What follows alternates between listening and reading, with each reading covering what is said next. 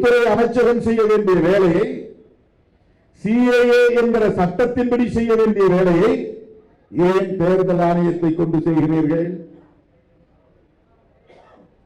இன்றைக்கு நீங்கள் நடத்தி முடித்த பீகாரிலே எவ்வளவு அந்நிய தேசத்து குடியேறிகள் இருக்கிறார்கள்?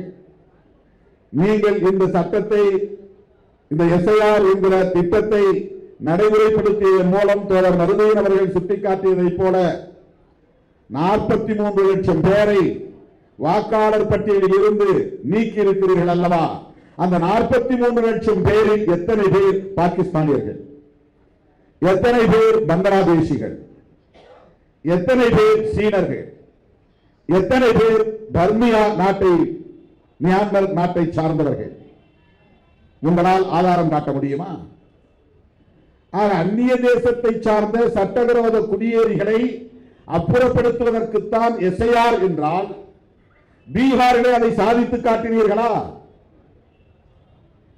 நீங்கள் வெளியேற்றி இருக்கிற பட்டியலில் இருந்து நீக்கம் செய்திருக்கிற 43 லட்சம் பேரில் எத்தனை பேர் அந்நிய தேசத்தை சார்ந்தவர்கள், சட்டவிரோத குடியேறிகள்? உங்களால் புள்ளி விவரம் காட்ட முடியுமா? அந்த 43 லட்சம் பேரில் 37% பேர் இந்த மண்ணின் மைந்தர்களான முஸ்லீம்கள் என்பதை மறந்துவிடக் கூடாது. 1 லட்சம் பேருக்கு 37,000 பேர்,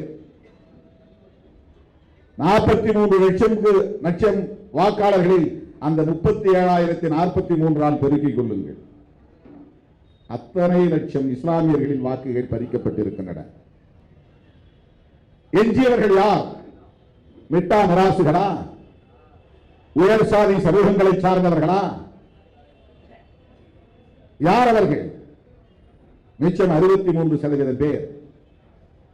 அவர்கள் இந்த மண்ணின் குடிமக்கள் தான், இந்திய குடிமக்கள் தான், ஏழை எளிய மக்கள், தலித்துகள், ஆதிவாசிகள், மாநிலம் விட்டு மாநிலம் குடிபெயர்ந்த மைக்ரேட்ஸ், இவர்களெல்லாம் யார்?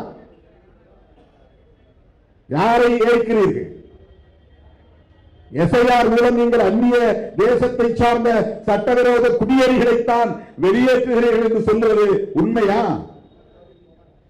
இல்லை. பீகாரிலே உங்களால் அப்படி ஒரு நபரை கூட காட்ட முடியவில்லை. வேறு எதற்காக இந்த திட்டம்? நாட்டு மக்களுக்கு வெளிப்படையாக சொல்லுங்கள். வாக்காளர் பட்டியலை சீர் செய்வதுதான் உங்களுக்கு நோக்கம் என்றால் ஏற்கனவே நடைமுறையில் இருக்கிற சம்மரி ரிவிஷன் என்கிற அந்த வழக்கமான நடைமுறையே போதும் அல்லவா?